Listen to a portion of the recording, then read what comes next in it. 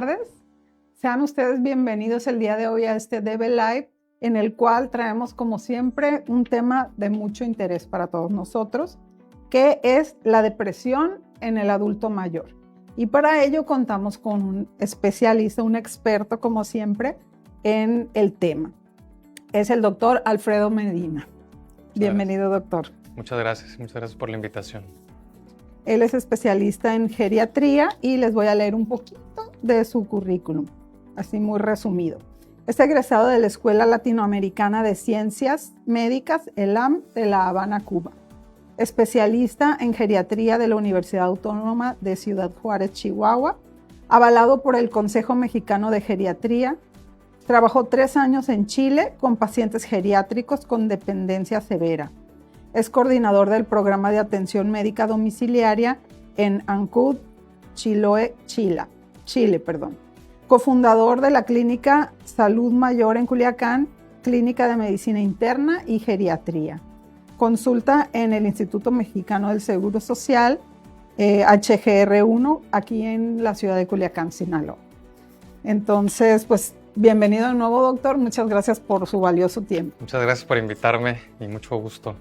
Sí, pues doctor, mire, le voy a ceder el uso de la voz para que usted, si quiere hablarnos un poquito del tema, y sobre la marcha vamos viendo si salen algunas de las preguntas o al final ya las retomamos. Por supuesto, ahí cualquier cosita vamos a estar pendientes para resolver cualquier duda. Gracias. Vamos a empezar entonces a hablarles de este tema tan importante y que me gusta tanto, que es la depresión en el adulto mayor. Mi nombre es Alfredo Medina Flores y soy médico especialista en geriatría. Hoy venimos a hablarles de un tema de suma importancia y que pasamos muchas veces desapercibido, que es la depresión, que tiene un enfoque diferente y exclusivo del adulto mayor. Vamos a iniciar con la siguiente diapositiva, por favor.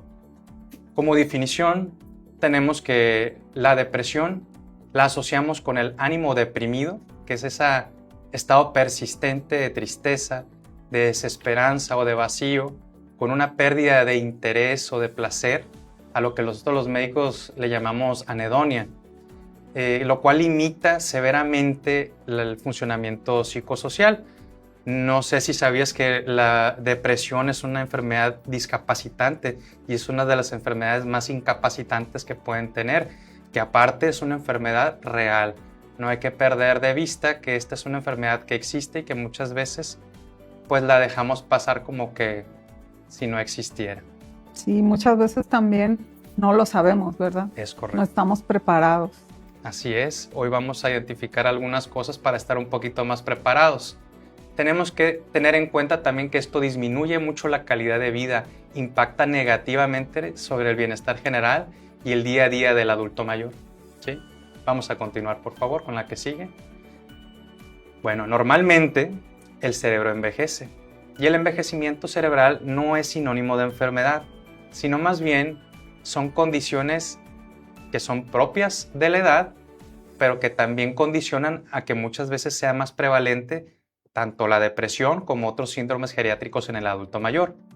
Primero, quiero que se comprenda con que la pérdida de volumen, que la pérdida de neurotransmisores, la pérdida de células cerebrales como son las neuronas, la comunicación de las neuronas entre sí va a ser más lenta. Eso es hasta cierto tiempo normal. Que haya menos serotonina, que haya menos dopamina, que haya menos noradrenalina en nuestro sistema nervioso es esperado. Sin embargo, no es asociado a que siempre esto nos va a dar una depresión. Existen muchas teorías que son al final teorías, ¿no? Para que una persona esté deprimida. La primera teoría y la más famosa es esta deficiencia, teoría bioquímica, que baja la serotonina, baja la noradrenalina y baja la dopamina y nosotros tenemos que suplirla, ¿no? Existen otras, que es una teoría inflamatoria, otra teoría biopsicosocial, pero al final la más famosa es esta pérdida de neurotransmisores que con la edad ocurren. Continuemos, por favor. Hablando de la epidemiología, y epidemiología mexicana es la que les vengo a traer hoy, del 15 al 20% de los adultos mayores presentan síntomas depresivos. Quiere decir que si ponemos 4 sillas acá enfrente de nosotros y son 4 adultos mayores, por lo menos estadísticamente uno va a tener depresión. Eso nos hace pensar que es prevalente, ¿no? Adultos mayores, ¿a partir de qué edad ya los consideramos? 60 y más. 60 y más. El adulto mayor es a partir de 60 y más. Ok. Y pues esta enfermedad se vuelve más común todavía en el sexo femenino. Sí. Sí, es mucho más común que las mujeres se depriman que los hombres. De hecho, la proporción es 2-1, o sea, el doble. Ok. Y doctor, ¿eso es más cuestión hormonal o es cuestión anímica? En la juventud se ve relacionado mucho con lo hormonal. Ok. Y ya al final el envejecimiento pues se tiene que ver con pérdidas celulares y entre otras cosas. Ok. Pero sí tiene mucho que ver con el tema hormonal. Ahora, se tiene que tener mucho en cuenta también que los adultos mayores, a pesar de lo que uno pueda pensar, se suicidan más de lo común. Y es un tema tabú que no se aborda tanto, pero se hizo un estudio en el 2019 donde se denota que más el hombre tiene o se propicia más a que pudiera tener un evento suicida. Hay que tomarlo mucho en cuenta y como vemos que la frecuencia es muy muy alta, tenemos que tener en cuenta cuáles son los factores de riesgo y de eso les voy a hablar en la diapositiva que sigue. Dentro de los factores de riesgo o asociaciones que nosotros tenemos a esta patología, tenemos, como ya comentamos, el hecho de ser mujer. El ser humano es para estar acompañado, ¿no? Sí. El hecho de estar soltero, ser divorciado, ser viudo, es un factor de riesgo para estar deprimido. El tener enfermedades crónicas, hipertensión, diabetes, dolor crónico, el bajo nivel socioeconómico, la baja escolaridad, el ser retirado o jubilado. No sé si has escuchado alguna vez que un familiar, un amigo o el amigo del amigo se jubiló y ya después no fue el mismo. Sí. Entonces eso se ve relacionado con la depresión. Ahora, la inmovilidad física. Yo siempre le digo a mis pacientes en consulta, la movilidad del movimiento es vida y el que no se mueve se deprime y aparte pues se enferma, ¿no? La dependencia funcional es un factor de los más importantes, el no dormir bien. Muchas veces las personas me dicen, no, yo soy muy bueno para dormir. Y es que duermen todo el día. Y eso no es ser bueno para comer. Es como si usted me dijera, pues yo me como 5 hamburguesas. Eso no es ser muy bueno para comer.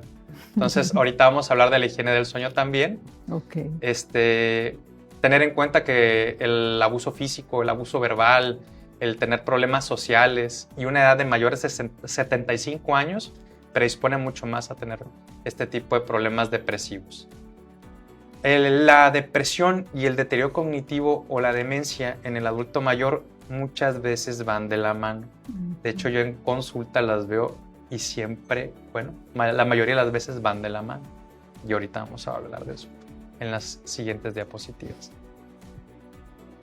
Esto es como algo que tengo que hacer un paréntesis, que tengo que hacer un énfasis. Yo no sé si usted ha escuchado de las benzodiazepinas, el alprazolam, el clonazepam. Sí, son medicamentos que se usan para dormir, ¿verdad? Cuando tienen problemas para dormir. Muchas veces se usan crónicamente para la ansiedad o para poder dormir bien. Bueno, estos medicamentos no son para uso crónico. Okay. Muchas veces los pacientes los usan 10, 15 años. Sí. Tenemos que tener súper en cuenta que estos medicamentos pueden predisponer a que nuestros familiares, a que nuestros pacientes hagan depresión y también genera demencia, entre otras muchas cosas, caídas. Sí, ¿sí? Sí, ahí, doctor, ahí lo ideal entonces estos medicamentos son como que para que ayuden a regular y ya llegue el paciente a no necesitarlos, pero como que de inicio ayudan. Sí. Y la gente lo utiliza ya sí, para siempre. Indeterminadamente. Llega el momento que un médico te puso ese medicamento y no te diste cuenta cuando es que el fulanito médico ya me lo puso y llevo 20 años con el medicamento. Es muy difícil después retirarlo. El cuerpo genera una dependencia y de repente te encuentras deprimido y sin memoria. Pues sí. Los corticosteroides, la prednisona, todas las dexametasonas que de repente son de uso también común, generan depresión, betabloqueadores. Todos estos medicamentos se tienen que valorar en consulta para saber si en realidad son necesarios. Okay. Un medicamento que no sea necesario no debería de estar consumiéndose. porque tiene sus efectos secundarios. Y dentro de ellos, en mi consulta yo veo que hay mucho paciente deprimido por benzodiazepinas. Lo veo muchísimo. La que sigue, por favor. Ahora, ¿cómo nos damos cuenta nosotros? ¿Cómo podemos ayudar a nuestra audiencia a que se dé cuenta de que el paciente está deprimido? Bueno, los psiquiatras tienen un libro muy bonito que se llama el DSM-5 y nos orienta que nos da 9 síntomas y nos dice, si te da 5 más de estos, tenemos un paciente deprimido. Entonces, un ánimo triste, que la tristeza no es sinónimo siempre de que tenga depresión el paciente, pero es el estado depresivo más común o el síntoma de la depresión más común es la melancólica como tal. Pero la pérdida del interés y el placer, esto viene en casi todas las escalas diagnósticas. Nosotros le llamamos anedonia, ¿sí? Que es el número 2. Los cambios del apetito, los cambios en el peso, probablemente problemas para dormir, el cansancio, la pérdida de energía, sentimientos de inutilidad, culpa excesiva, dificultad para pensar, para concentrarse, para tomar decisiones, inquietud o una lentitud al movernos y pensamientos de que ya no voy a morir, ¿sí? O suicidas, que sería todavía peor. Esos síntomas tenemos que tomarlos en cuenta y no a la ligera. ¿Qué pasa con el envejecimiento? Hay cosas que normalizamos. Sí.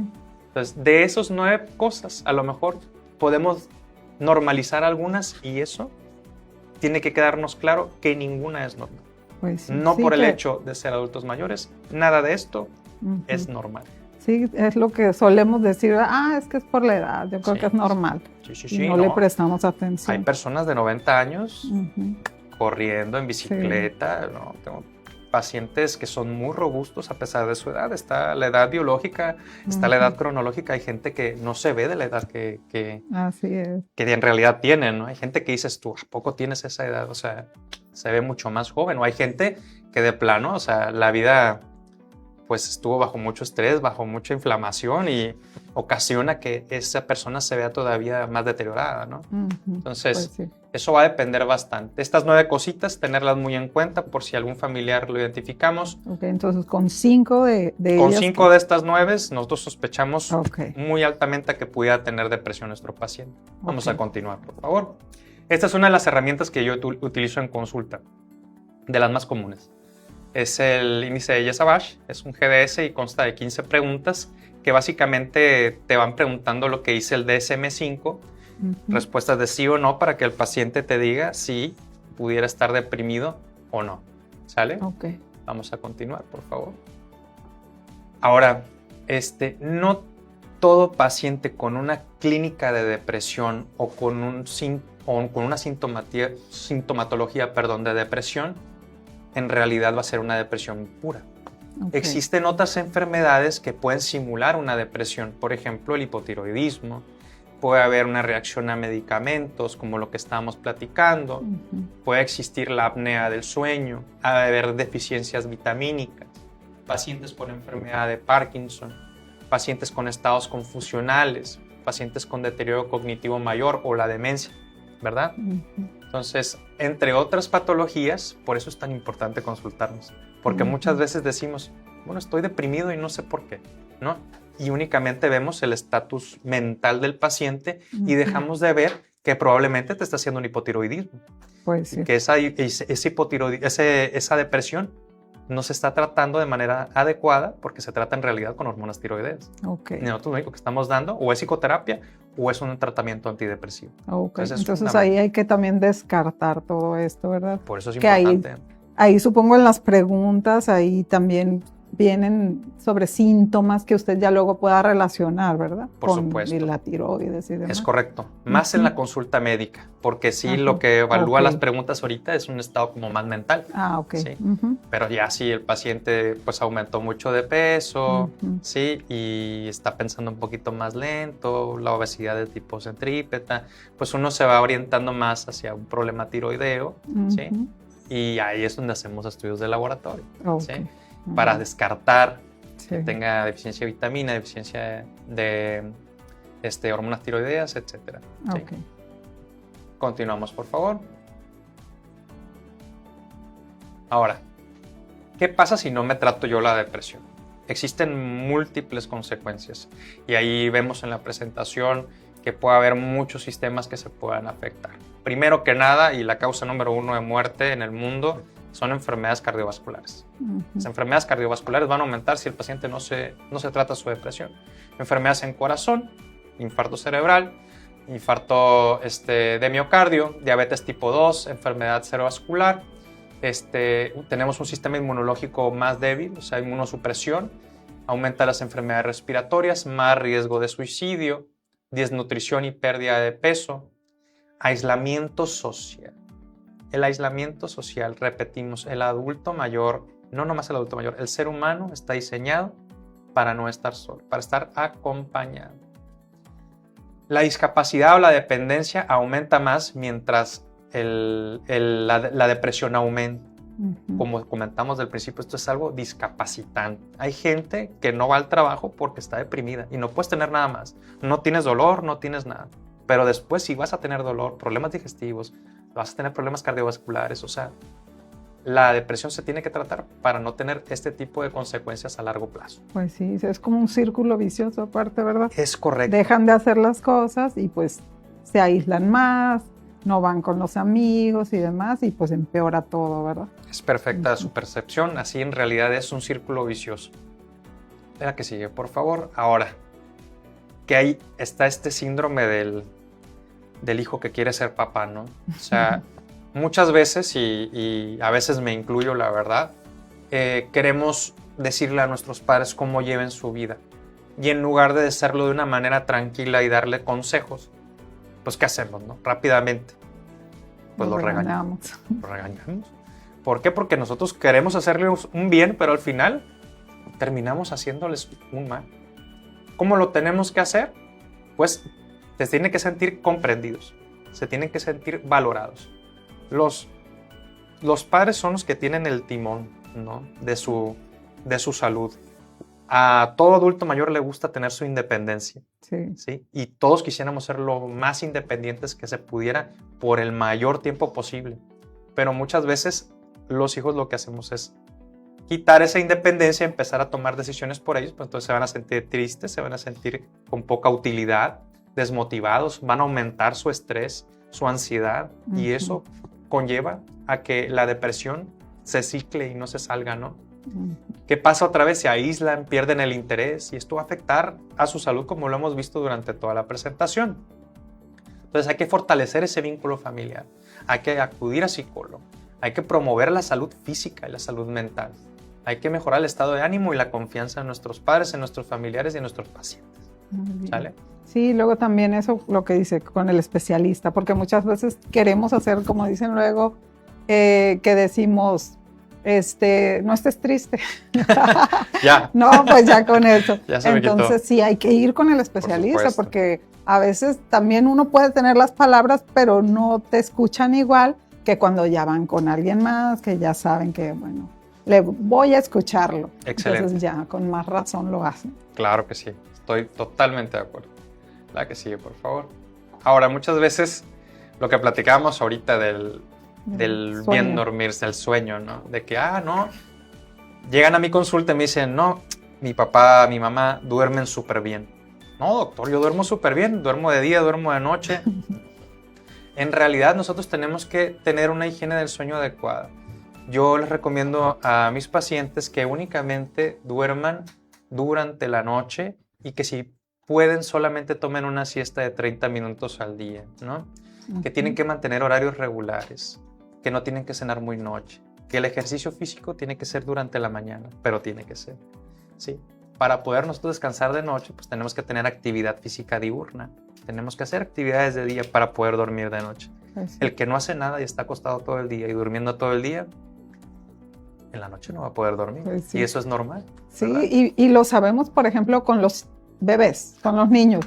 ¿Qué hacemos? No lo dejes dormir en el día o ponle actividades, porque si no en la noche no va a dormir.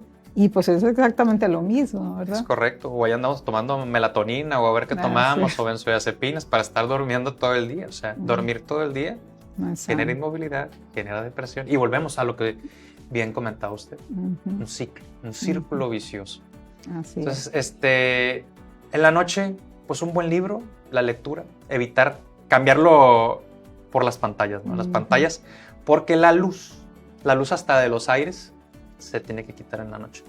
El aire tiene unos numeritos, que es la temperatura que marcan, hasta el botón de display le tenemos que picar. ¿Para qué? Para que la melatonina, que es una hormona que funciona totalmente con luz, funcione de manera adecuada. Okay. ¿Sí? Si yo tengo luz, nunca va a subir mi melatonina para yo poder dormir. Entonces es fundamental. Tampoco los líquidos. Los líquidos es súper importante. Si yo no tomé agua en todo el día y ahorita me quiero dormir, pues me tomo los 2 litros de agua que no me tomé en todo el día y pues en la noche voy a andar orina y orina. Pues sí. Entonces no se trata de eso. Se trata de que en el día administrar el agua que estás tomando. En la noche a lo mejor el agua de las pastillas y poder tener un sueño más continuo. Okay. Con una mejor higiene. Ahora tampoco me voy a tomar 2 expresos en la noche porque pues también la cafeína y las bebidas estimulantes, el alcohol, pues no me va a caer pesado y van a desestructurar mi sueño, ¿verdad? Mi cama, bueno, esas son cosas ya de lujo, ¿no? Ojalá que pudiéramos tener todos una cama confortable, con aire acondicionado, en un cuarto despejado, que huela rico, todas esas cosas, porque hasta la aromaterapia es muy importante. Sí, ¿verdad? Mejoran la calidad y la higiene del sueño.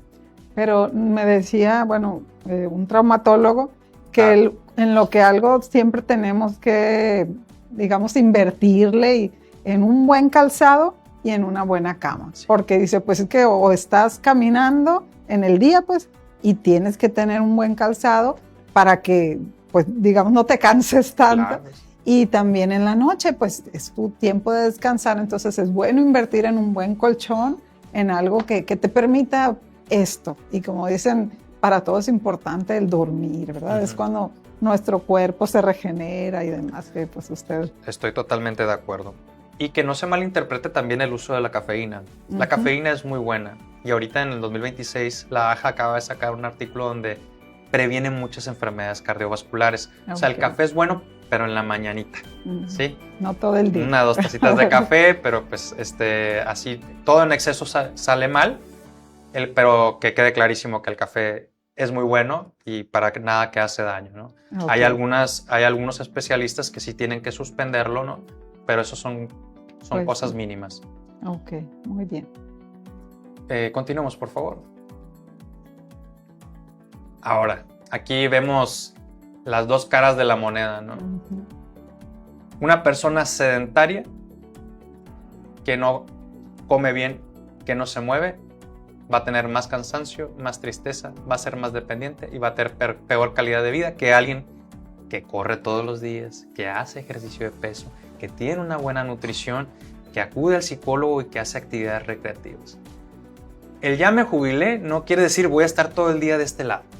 Así es. O sea, no voy a estar todo el día. Ya me jubilé, entonces no voy a comer como voy a tener una mala alimentación, voy a comer a deshoras, me voy a levantar a deshoras, no, me voy a deprimir.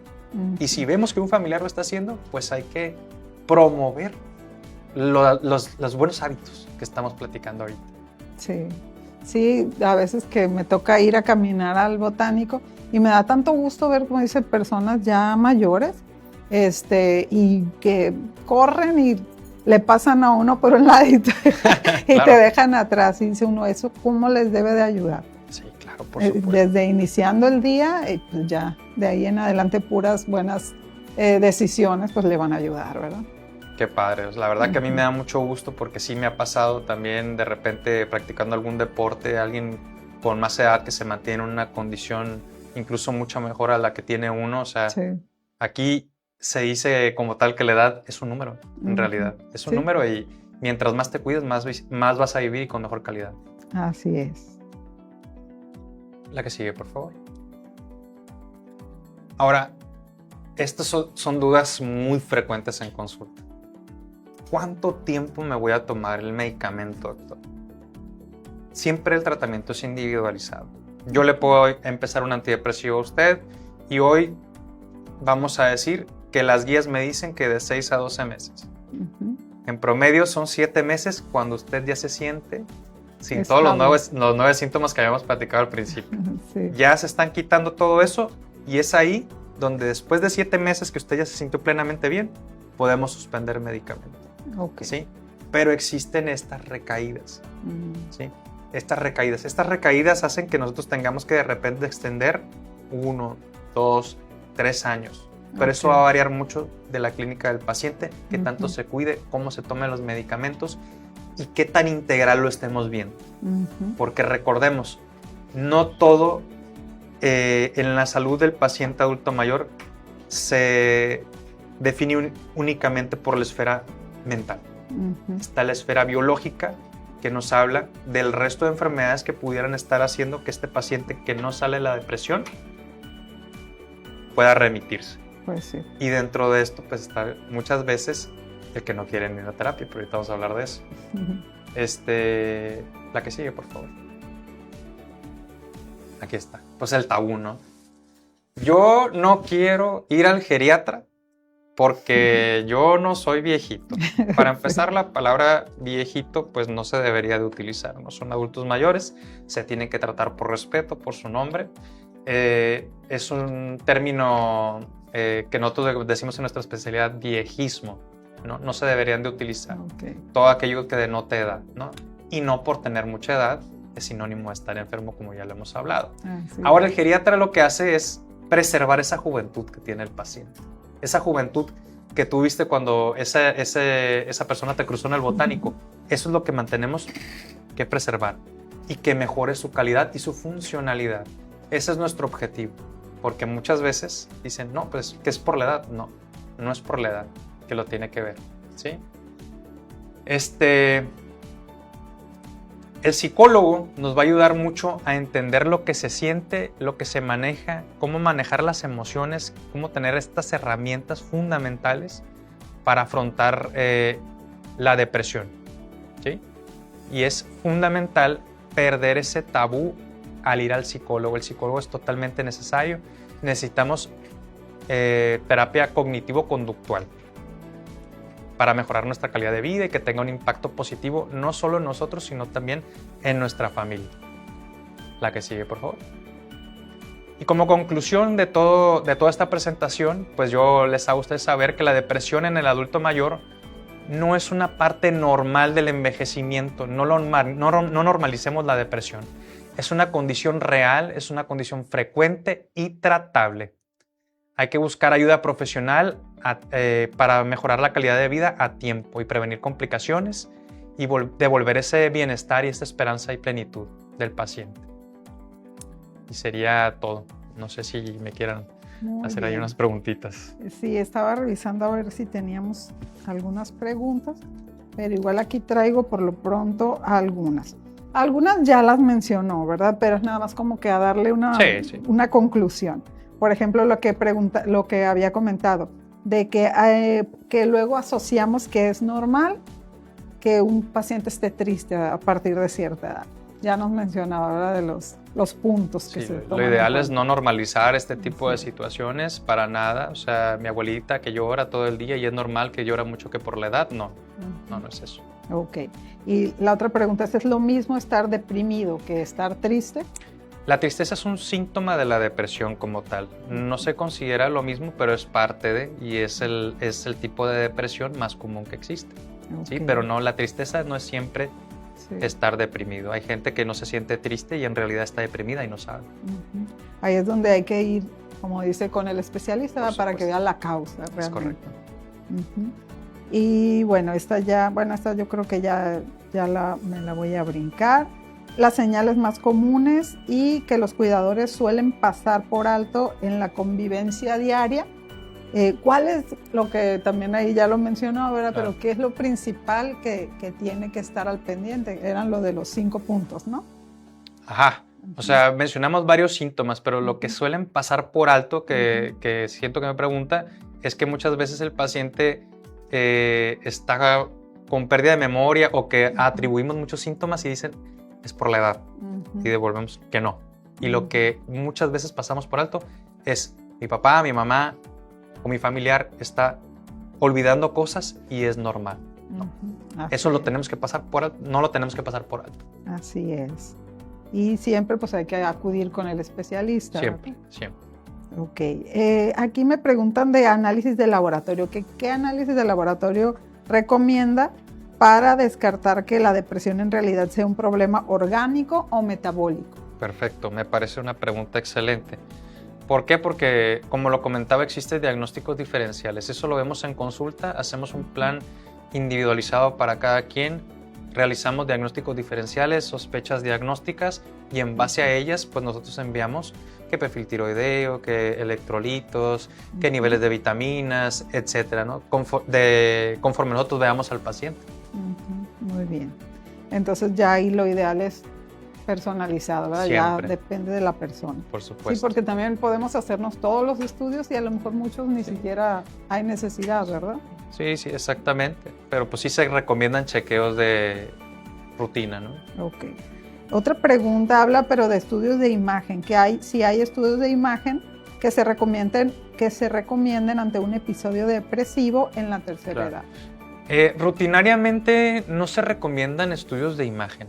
Los estudios de imagen son para temas específicos cuando probablemente uno esté sospechando de una depresión de origen vascular, que ya esperamos encontrar algún daño orgánico propiamente dicho, o le hagamos una resonancia como abordaje de deterioro cognitivo mayor a un paciente, pero de manera rutinaria no se realizan estudios de imagen.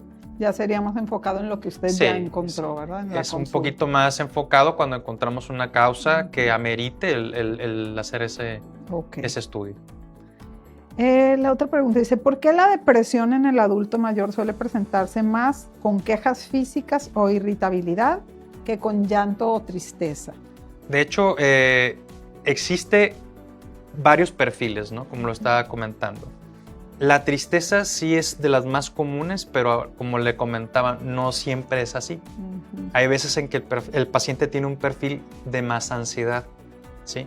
Y ese perfil de repente es un poquito más difícil de tratar. Ok, sí. Sí, es que también pudiera ser que cuando está triste, pues digamos que muchas veces no dice nada o nada más está un poco más retraído. Es correcto. Y cuando está, que es cuando ya decimos, uy, está deprimido porque nada le gusta, todo se queja, lo que decía también de los síntomas al inicio, ¿verdad? Así es. Muy bien, ¿con qué especialista debe acudir primero al notar síntomas? ¿Geriatra, psiquiatra o psicólogo? Perfecto. Yo creo que no es que sea primero o segundo, todos somos un equipo, nadie está como peleado, todos nos necesitamos. Llega el momento de que al que acuda va a estar bien, yo remito para ambos. Psicología siempre tiene que estar. Psicología sí es fundamental que esté, aunque sea una depresión leve, porque muchas veces el paciente ni siquiera necesita medicamento y lo único que necesitamos es que un compañero psicólogo nos apoye con todo esto. Psiquiatría, pues obviamente, no es lo mismo un adulto mayor que viene desde joven con una esquizofrenia, ya para un geriatra es un reto, ¿no? Es algo difícil que venga arrastrando una depresión desde los 20 años a que debuta con una depresión tipo melancólico a los 60, 75 años y eso para nosotros es más manejable. La diferencia también es que nosotros vemos las diferentes esferas, que es lo que le digo yo. La esfera biológica, la mental, la social. Hacemos como una evaluación integral y trabajamos en equipo. Ok, muy bien. ¿De qué manera la fisioterapia puede integrarse en el tratamiento de la salud mental del adulto mayor? La fisioterapia es fundamental. Yo creo que lo que nos integraría sería el movimiento, ¿sí? Y el que nos ayude a secretar estos neurotransmisores que estamos hablando que nos faltaban en la depresión. Eso, el movimiento nos ayuda mucho y el ejercicio. El poder mantener esa independencia, por supuesto, la fisioterapia es un pilar importantísimo en el tratamiento. Ok. Y pregunta que si qué tipo de fisioterapia o abordaje psicológico resulta más efectivo para las personas de la tercera edad. El abordaje psicológico es la terapia cognitivo-conductual como tal, así se le llama, y pues ya cada psicólogo debería evaluar al paciente e individualizarle una terapia y darle las herramientas como él lo considere necesario. Ok, muy bien. Una pregunta que aquí dice, ¿qué se debe hacer si el paciente se niega a tomar la medicina o insiste que no está loco? Ok, Primero que nada, pues no es que el paciente esté loco, Así la es. depresión no es sinónimo de locura como tal, no es un diagnóstico como tal, es hacerle ver que, primero que nada, él es dueño de su cuerpo, de sus decisiones, no intentar, como le estaba comentando, ser el padre de nuestros padres, simplemente orientarlos. Yo como médico y ustedes como familiares, a sus seres queridos, que es lo indicado, que es lo mejor, que se revisen, que los diagnostiquen y que si lo necesitan se traten y hacerles ver que en realidad esto les podemos ofrecer ayuda. Ok. ¿Y cuál es el error más común que cometen las familias al intentar animar a un adulto mayor con depresión? Que yo creo Pues que es lo que estaba diciendo ahorita. Es lo que ¿verdad? me comentó usted, es el echaleganismo, ¿no? Ujú. Si, hey, ¿te sientes triste? Pues no estés triste, ándale, ya no te hagas. No, o sea, muchas veces es necesario el apoyo, no nomás el familiar, porque queda también mucho no, pues yo lo llevo al médico y pues ya, ¿no? O yo lo llevo al psicólogo y ya, ¿no? Tenemos que estar. La Así compañía de la familia es fundamental. Muy Más bien. con los hijos que estuvieron mucho con sus padres, cuando de repente se van, pues, se resiente mucho el nido vacío, ¿no? Sí, así es.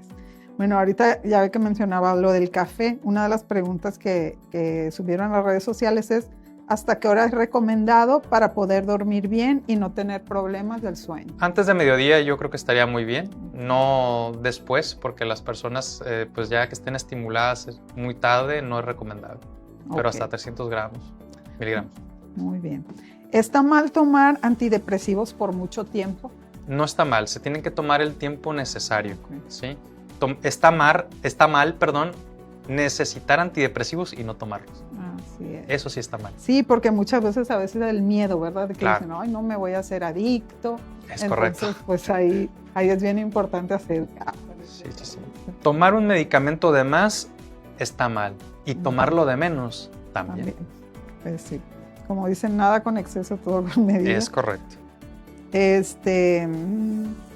¿Cuál es la hora que ayuda a los abuelos para caminar? La hora, bueno, yo siempre recomiendo la actividad física durante el día, Okay. ¿sí?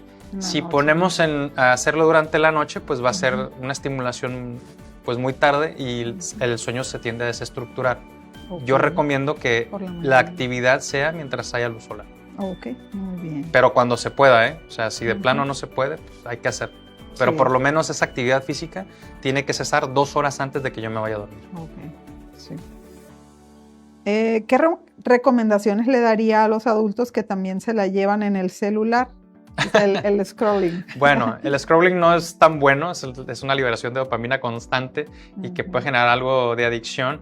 Yo les recomiendo más actividades físicas, más actividades al aire libre. Obviamente pueden hacer su scrolling, su investigación, su entretenimiento. No se les niega a recordar que esto es una mera sugerencia. Yo recomiendo más todo lo que pueda estimular neurocognitivamente a un paciente, ¿no? O sea, que hagan actividades al aire libre, caminatas al aire libre, es muy bueno para el cerebro. 20 minutos al aire libre de caminata en el parque es muy bueno al día. Sí, ¿verdad? Sí. Y iniciar el día con eso y ya esa energía yo creo que cambia. Por supuesto. La menor cantidad de pantallas yo siento. Sí. Pero sí tiene que haber su peliculita de vez en cuando, o sea, está bien. Sí, tampoco quitárselo No, 100%, no, ¿verdad? Porque lo que le genere placer también tiene que estar. Así es. Aquí viene una pregunta, no sé si lo estoy entendiendo bien, dice, ¿es normal tener ansiedad y como que comer a cada rato? Yo creo que comer mucho... Es lo que estábamos comentando, no hay que normalizar tener ansiedad y no hay que normalizar los malos hábitos alimenticios. Ni comer de más, ni no comer. Viene una pregunta que es más para el que cuida a un adulto mayor. ¿Cómo afecta el agotamiento o burnout del cuidador principal en la salud emocional del adulto mayor? Claro. Si yo tengo un burnout o sobrecarga del cuidador, digamos que no estoy en condiciones para poder cuidar, porque cualquier estímulo lo voy a digamos, voy a estar regañando a mi familiar a cada rato. Si yo no estoy bien, no puedo cuidar. O sea, Pues sí. sale un círculo vicioso, mi familiar empeora, es más demandante, no puedo estar más despegado de él. ¿Qué es lo que se tiene que hacer? Mejorar la red de apoyo social. Que ese cuidador primario tenga apoyo de los hermanos, de un cuidador remunerado, o sea, que puede conseguir a alguien que cuida al adulto mayor, que él tenga vacaciones, Pues sí. que pueda descansar, porque una persona que está cuidando el 24/7, 100% del tiempo a un paciente, pues es entregar la vida por el otro. Y siempre termina desgastándose el cuidador. Así es, y como dicen también, si él está mal, pues cómo va a cuidarlo. Eso. Entonces, muy bien. Viene una que dice, ¿cómo afecta el síndrome del nido vacío o la jubilación a la pérdida del sentido de vida? ¿Y qué se puede hacer o qué se recomienda en esos casos? Aquí lo que se recomienda que cuando el paciente se jubila o termina esa fase de su vida, que encuentre una pasión o algo que lo estimule, esta razón para levantarse, decir, son las 7 de la mañana, tengo que salir a regar las plantas, voy a comprar el mandado, y que se genere una rutina. El generar una rutina va a estimular mucho más el cerebro y va a evitar ese sedentarismo y todos los factores de riesgo que estábamos revisando desde un principio, y lo cual va a disminuir mucho la posibilidad de que se deprima el paciente. Pues sí, y también yo creo que les da como más, como decíamos, si ya no dejo de hacer tal actividad, entonces yo saber que ya tengo programadas las actividades que a lo mejor ahora son Correcto. diferentes, ¿verdad? Le va a ayudar, ¿verdad? Le va a dar como seguridad. Por supuesto, y se va a sentir muy útil y parte de la sociedad. Hay que involucrarlos. Así es, muy bien.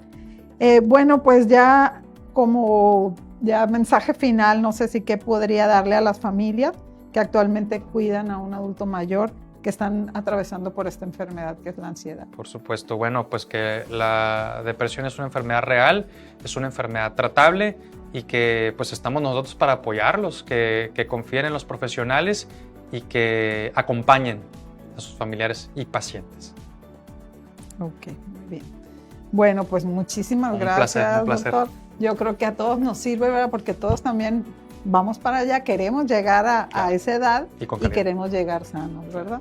Entonces también tenemos a nuestros papás, a nuestros abuelos, que yo creo que a todos nos importan mucho y como decíamos, hay que estar bien nosotros para también poderlos cuidar y pues acompañarlos en esa etapa que también más adelante vamos a llegar y queremos que nos acompañen. Si Dios quiere. Entonces, muchísimas gracias, doctor, por todos los tips. Y pues los invitamos a que se conecten, a que estén al pendientes de los próximos Level Life. Siempre tratamos de traer a los expertos como el día de hoy. Y pues vamos a estarles invitando y les vamos a avisar cuál es el siguiente tema. Muchísimas gracias por su tiempo. Muchas gracias por su invitación.